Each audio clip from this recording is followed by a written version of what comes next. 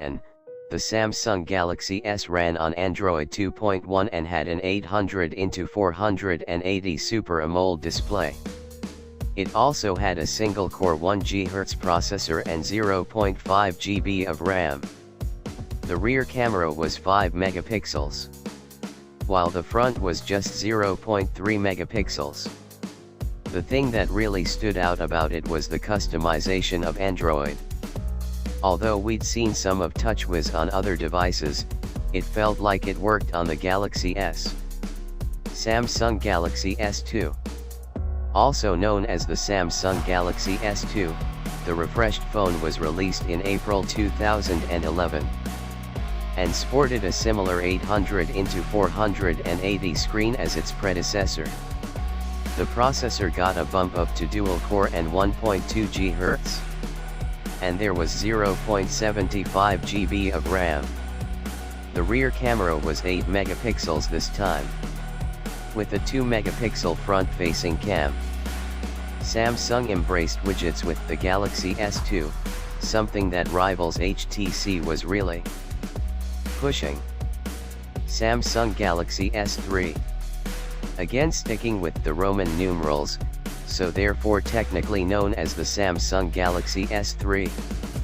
This model came out in May 2012 and was the first in the series to have an HD screen.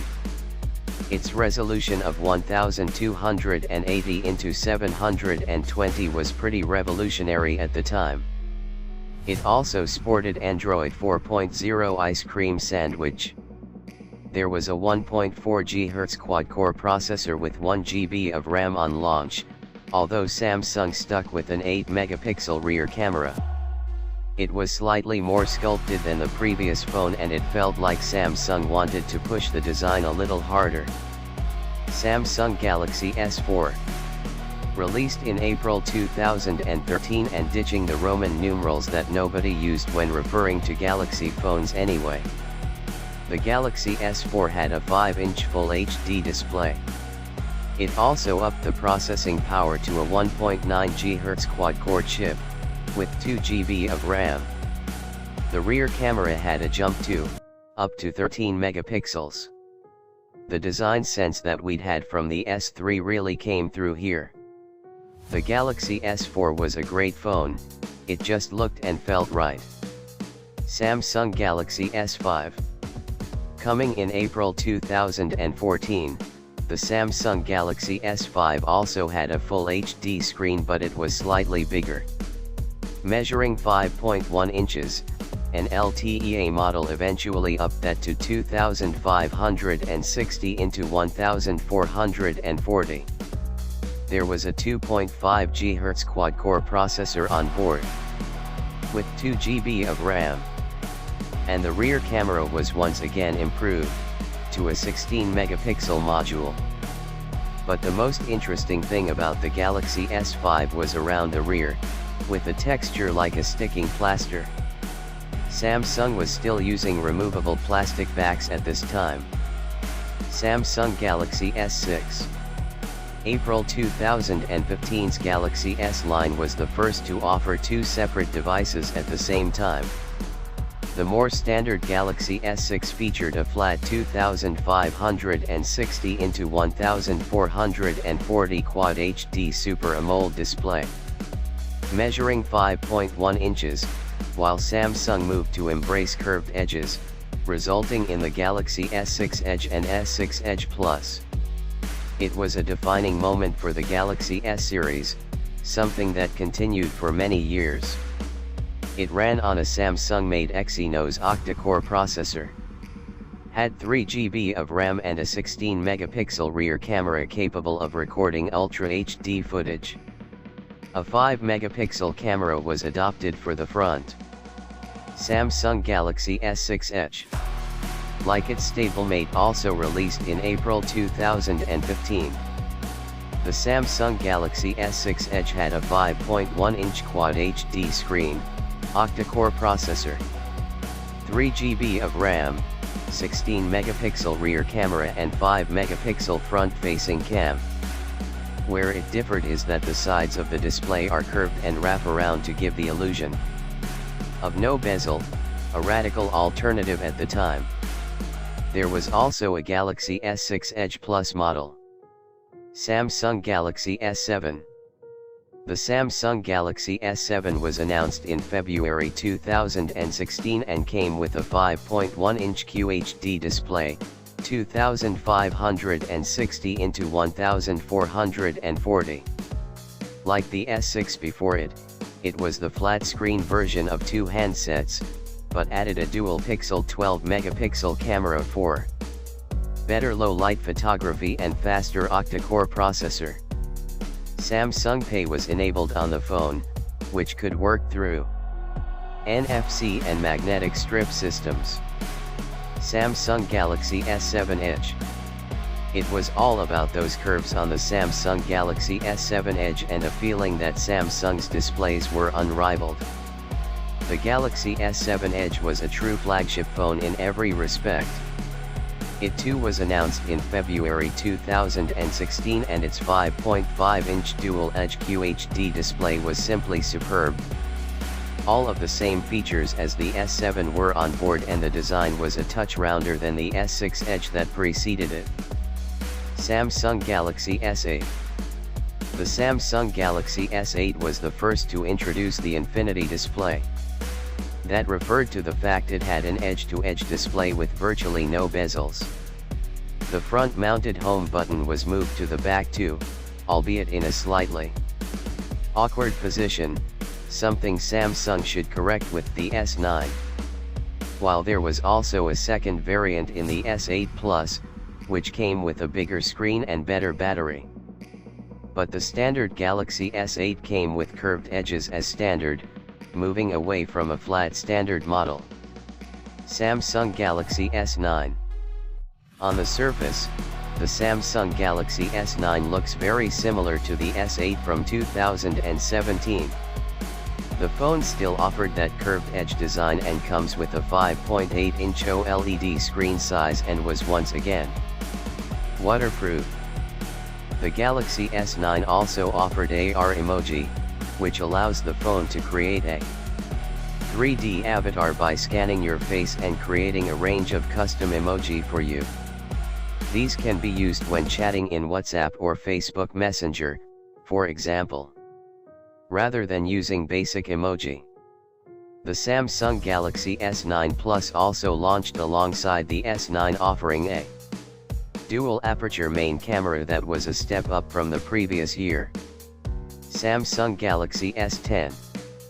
The Samsung Galaxy S10 launched alongside the larger S10 Plus, the more affordable S10e and a 5G capable model.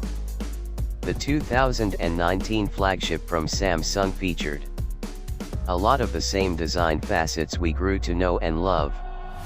There were also some enhancements with this model that included market-leading concepts, like the ultrasonic fingerprint sensor, a triple camera system, smart auto camera suggestions and wireless reverse charging also made this another flagship to beat.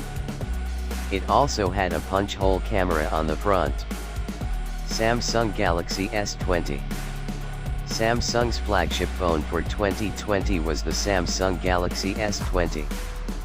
There were also more premium variants in the Galaxy S20 Plus and S20 Ultra, below. The standard handset took the Infinity display concept further, almost eliminating the bezel entirely. It also switched the punch-hole front camera to the center.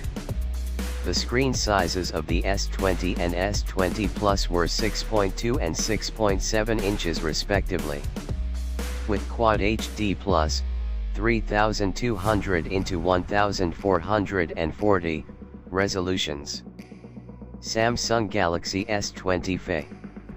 The Samsung Galaxy S21 and larger Galaxy S21 Plus took the flagship phone range in a slightly different direction.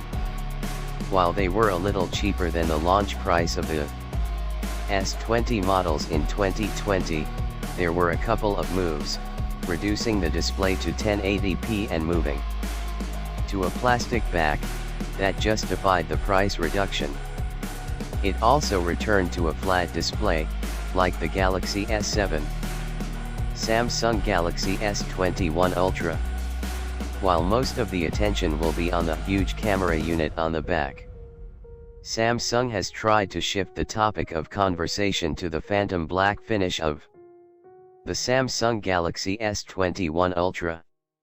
It was a premium look and feel for Samsung's top phone, Samsung Galaxy S21 FE. A bit later to the party than its predecessor, the Samsung Galaxy S21 FE launched in January 2022, just before the Galaxy S22 range launched, offering many of the same design traits as the Galaxy S21 range. The main difference on the S21 FE was the color-matched rear camera.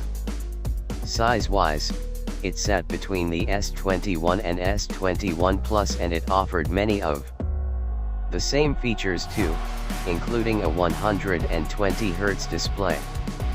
Samsung Galaxy S22.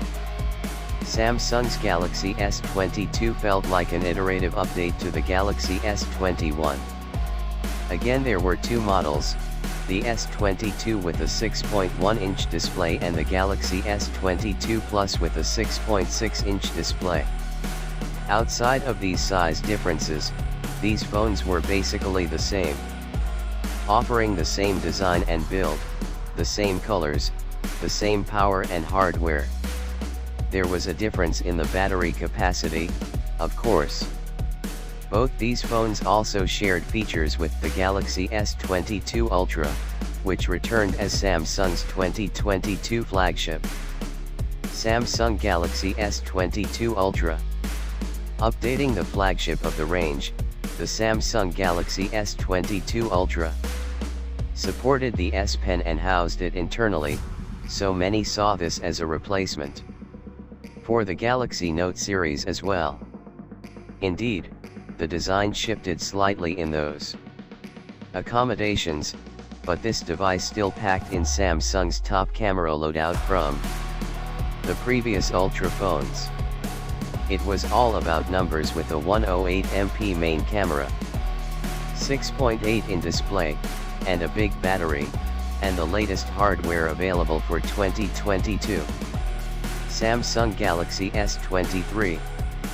Samsung's top phone for 2023 is the Samsung Galaxy S23 Ultra. There are some big moves in this phone, although the design doesn't change from the S22 Ultra. Instead, it's the move to a 200-megapixel camera that's going to set tongues wagging, promising more detail, better low-light images and a whole lot more. There's the same power as the other S23 models, but it also retains the S Pen for additional screen interactions.